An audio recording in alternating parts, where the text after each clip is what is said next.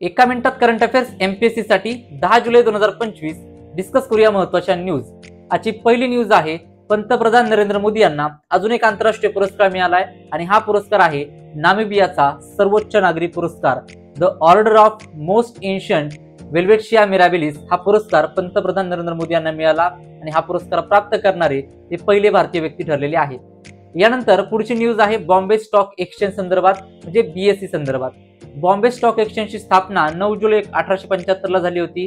आता 9 जुलै 2025 ला 150 वर्ष पूर्ण झालेले आहेत, त्यामुळे बॉम्बे स्टॉक एक्सचेंज चर्चेमध्ये आहे।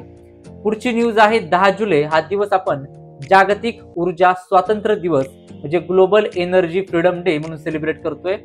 यानंतर पुढची न्यूज आहे 2026 मध्ये 18वी ब्रिक्स शिखर परिषद भारत होस्ट करणार आहे। या अगोदर 2021 मध्ये, 2016 मध्ये, 2012 मध्ये भारताने ब्रिक्स परिषदा होस्ट केलेल्या आहेत। 2026 मध्ये भारत 18वी ब्रिक्स परिषद आयोजित करत आहे। पुढची न्यूज आहे युरोझोन बद्दल।